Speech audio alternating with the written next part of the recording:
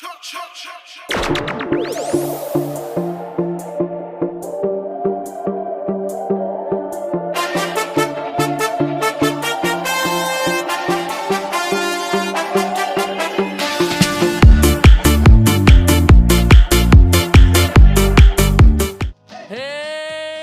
ont 18 ans, mais cela fait déjà quelques années qu'ils ont attrapé le virus de la radio. Tellement passionnés qu'ils ont carrément transformé leur chambre en mini-studio et ils partagent leurs émissions sur Internet. Non. Eh ben voilà.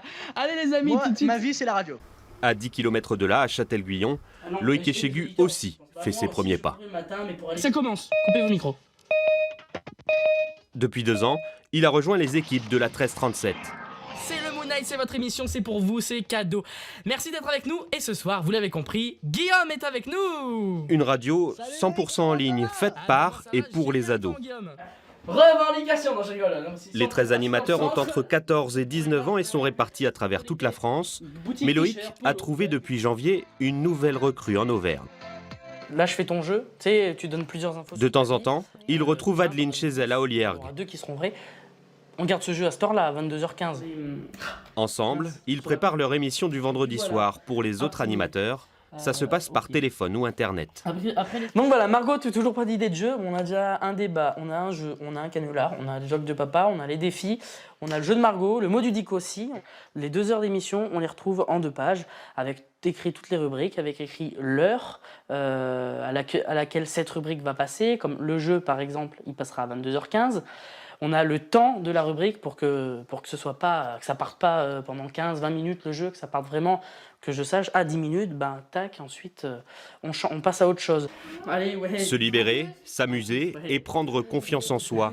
La radio amateur a de nombreuses vertus pour ses adolescents. À 14 ans, Adeline apprend sans en avoir l'air la ponctualité, la rigueur et le travail d'équipe. En fait, celle-là. Mais pourquoi tu mets pas ton actu insolite là? Parce que je vais pas la faire à 44, l'actu insolite. Bah si. Au début, je faisais juste les jeux quand on m'appelait tout ça. Et au bout d'un moment, j'ai vraiment fait partie de l'équipe. Donc du coup, au début, je stressais un peu. C'était normal. Mais maintenant, franchement, ça a fait normal. Et puis voilà, quoi. On essaiera d'évoluer. Impossible de savoir pour l'heure si ces adolescents réussiront à continuer dans la radio. Les écoles spécialisées peuvent coûter plus de 6 000 € par an. Adeline a encore le temps de trouver sa voie. C'est bien de se reposer avant le bac aussi. Hein. Ouais. Je suis perturbé. Loïc, lui, a décidé d'assurer ses arrières. Il suit un BTS assistant de gestion depuis la rentrée dernière.